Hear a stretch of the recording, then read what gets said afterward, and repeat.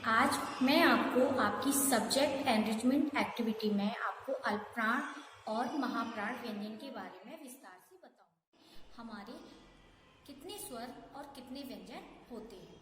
तो आज सबसे पहले मैं आपको स्वर और व्यंजन के बारे में बताऊंगी। हमारी हिंदी वर्णमाला में 11 स्वर होते हैं। अ, आ, इ, उ, री, ए, आई, ओ, औ। ये 11 हमारे स्वर होते हैं। अंग और अह ये दो हमारे स्वर होते हैं, लेकिन इन्हें हम स्वर में ना रखकर इनको अयोगवा में रखते हैं। इन्हें हम अयोगवा बोलते हैं। अंग को अनुस्वार कहते हैं और अह को विसर्ग। 33 व्यंजन होते हैं हिंदी वर्णमाला में।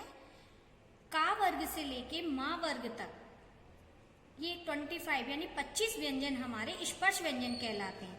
क ख ग घ ड़, च छ ज झ ड़, ट ठ ड ढ ण, ता थ द ध न, प फ ब भ म।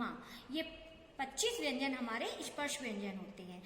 स्पर्श व्यंजन क्यों होते हैं? क्योंकि हमारी जो जीभ है वो इनको बोलते समय मुंह के सभी भागों को स्पर्श करती है, इसलिए। अंतस्थ व्यंजन हमारे 4 होते हैं। य, र, ल, व। ऊष्म व्यंजन भी हमारे 4 होते हैं। श, श, सा, ह। 33 व्यंजन होते हैं। अब मैं आपको कुछ संयुक्त व्यंजन होते हैं हमारे, उनके बारे में बताऊंगी। छ, त्र, ज्ञ, श्र। ये हमारे संयुक्त व्यंजन होते हैं, लेकिन इनको हम व्यंजन के साथ काउंटिंग नहीं करते। क्यों? क्योंकि ये 2 व्यंजन के मेल से बने होते हैं।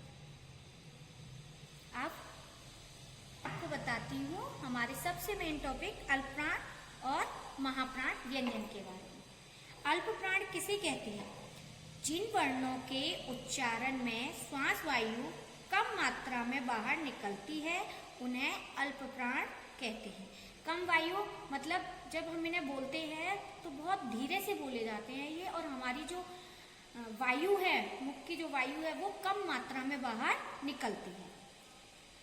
निकलती है, वे महाप्राण कहलाते हैं।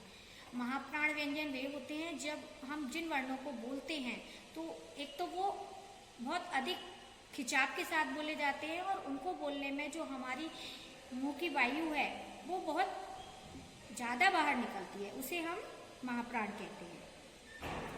अब इसको मैं आपको एक पिक्चर यानी चित्र के माध्यम से समझाऊंगी। देखिए, अल्पप्राण और महाप्राण व्यंजन। क, ख, ग, घ, ड़।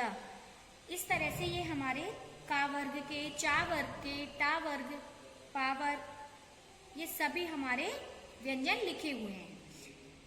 अल्पप्राण हर वर्ग का, प्रत्येक वर्ग का पहला, तीसरा और 5वां वर्ण अल्पप्राण कहलाता है। का, गा और रा ये हमारे अल्पप्राण व्यंजन हैं। हर प्रत्येक दूसरा और चौथा वर्ण महाप्राण व्यंजन कहलाता है। जैसे खा और घा ये दोनों हमारे महाप्राण व्यंजन हैं। तो का वर्ग में हमारे पहला वर्ण का, तीसरा वर्ण गा और 5वां वर्ण रा ये हमारे अल्पप्राण व्यंजन हो गए, और दूसरा वर्ण खा और चौथा वर्ण घा ये हमारे महाप्राण व्यंजन हो गए। इसके अतिरिक्त अल्पप्राण व्यंजन में हमारे जो अंतस्थ व्यंजन है य, र, ल, व ये और सभी स्वर आ से लेके औ तक हमारे 11 स्वर ये सब अल्पप्राण के अंतर्गत आते हैं। और महाप्राण में हमारे दूसरे और चौथे वर्ण और इसके साथ साथ सभी ऊष्म व्यंजन जैसे श, श, सा और हा ये सभी हमारे महाप्राण व्यंजन हैं। तो बताइए आज हम लोगों ने क्या सीखा? आज हमने क्या सीखा? महाप्राण और अल्पप्राण व्यंजन के बारे में। Okay, thank you everyone.